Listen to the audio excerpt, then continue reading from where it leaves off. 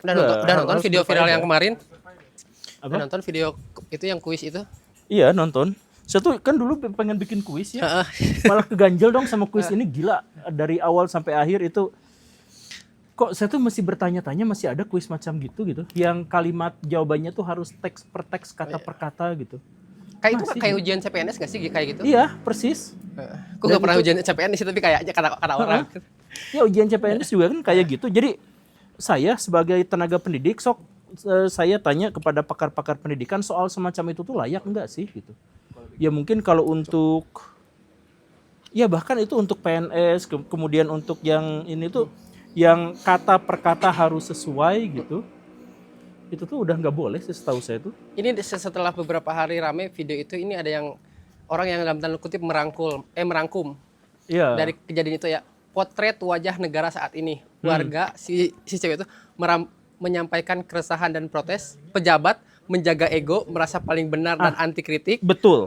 MC buzzer menggiring opini dan meredam suara rakyat. Betul, persis betul. Agak situ. Dan yang paling saya sesalkan itu sebenarnya selain juga peraturannya, selain juga bentuk soalnya, yang paling ngeselin ekspresinya tuh yang si ibu-ibu itu loh. Siapa sih namanya?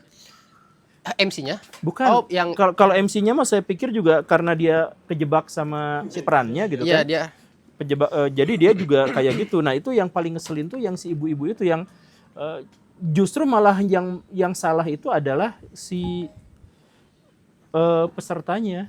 Jadi saya pikir tuh kalau juri salah denger, kenapa peserta yang disalahin gitu. Tapi ternyata karena orang itu sudah berkompeten, orang itu punya otoritas, orang itu dan sebagainya, ini tuh jadi kayak Pak Prabowo nggak sih?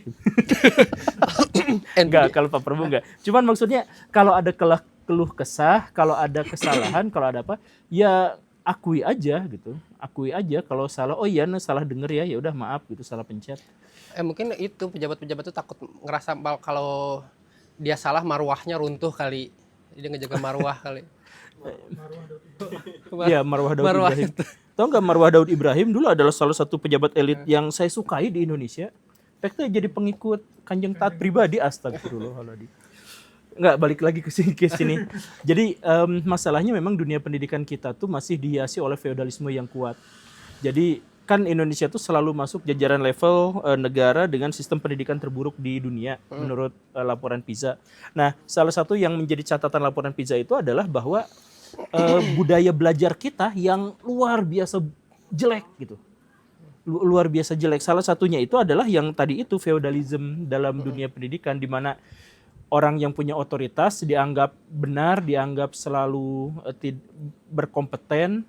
Jadi harus dicium kakinya, dicium tangannya, dianggap menyebarkan berkah, dianggap menerangi, dianggap memberikan pencerahan dan seterusnya, dan dia tidak bisa salah gitu. Kalau dia salah, ya yang dimarahin itu adalah pesertanya gitu. Nah, ini budaya pendidikan di Indonesia gini tuh sampai kerekam sama PISA, tapi kita tuh gak bergerak ke arah sana. Anehnya tuh, saya juga gak tahu kenapa gitu pemerintah kita teh. Padahal saya yakin mereka tuh sudah tahu laporan PISA, sudah membacanya gitu. Tapi kenapa ya masih gitu terus gitu? Saya tuh kesel. Dan dari setiap kali kejadian rame terus yang berhubungan dengan instansi gitu, karena selalu ada klarifikasi lanjutannya ya. Klarifikasi lanjutannya itu juga pada kocak-kocak. Itu di beberapa berita mengatakan bahwa nyalahinnya nyalahin speaker lah, atau suara tidak bisa diganggu-gugat lah dan lain-lain gitu. Jadi kayak gitulah selalu pemerintah. Nah, di belakang layar ada pisang goreng yang tidak bisa Pak Guru nikmati. Ini sepertinya karena takut becek buku. Jadi ini pisang goreng untuk yang di belakang layar. Silahkan teman-teman. Tapi kalau itu masih lumayan sih. Ada pisang goreng yang nggak bisa saya nikmati sekarang. Karena ada pejabat di Kalimantan itu yang lihat mobil mewah 8 sekian, pas mau dibeli direcokin, akhirnya nggak jadi, cuma diliatin aja gitu. Padahal dia tuh kayaknya sangat terobsesi dengan kekayaan gitu, sangat terobsesi dengan kemewahan. Tapi dia kenapa ya viral mulu ya akhir-akhir ini gitu? Tapi dan negatif lagi. Kena bully terus. Jadi gini, sebenarnya mungkin ya itu adalah tipe pejabat-pejabat kita aja emang kayak gitu. Cuman ini pertama kesorot, kemudian berikut-berikutnya emang ternyata kayak gini. Emang kualitas pejabat kita tuh kan kayak gitu. Jadi dia memandang marwah dari daerahnya, memandang kemuliaan daerahnya itu dilihat dari dirinya. Itu kayak raja-raja tahun berapa gitu di Indonesia, raja-raja Mataram, raja-raja Majapahit itu masih kayak gitu. Ngedoxing pejabat sah nggak? Kalau urusan publik janganlah. Kalau urusan pribadi janganlah. Nggak, kayak kan kemarin kan ada kejadian viral tuh, ada anggota DPR yang ngerokok sambil main game pada saat sidang, tahu nggak? Nah, kalau pada saat tahu, yang kurus itu kan? Yang kurus Yang dan kurus pakai kacamata. betul. Kayak editor saya rumah ini. Rumah salah pencet. Rama Media ya itu. Ya, Rama Media itu editornya tuh kayak gitu. Iya bener, makanya mirip tuh kayak Mirip mas-mas kan? yang di Iya, pojok bener. itu. Dia ngudut sambil Main game sambil game. rapat. di rapat. Dan pada akhirnya kan ketahuan kan, dicek bahwa ternyata bapaknya tuh 2019 itu juga viral karena pada saat pelantikan dia bawa 3 istri. Nah, Sekarang istrinya udah 4 sedang katanya. Tapi ini berprestasi dia tuh karena salah satu yang dilantik termuda. iya. Enggak, berarti saya kenal si bapaknya tuh yang dari Jawa Timur itu bukan? Iya dari Jember dia. Dia dari Jember. Oh iya. Ya itu yang bawa istri 3 itu ya. Dan keluarganya adalah salah satu pesantren besar di Iya, Jember, iya. cucu dari Kiai Haji Muzaki Syah. Oh iya. Ya sudahlah, tapi Nah itu boleh gak? Kayak gini kan dia enggak, kalau itu kan urusan publik kan. Dia lagi menjalankan amanah rakyat, sedang rapat DPR kan?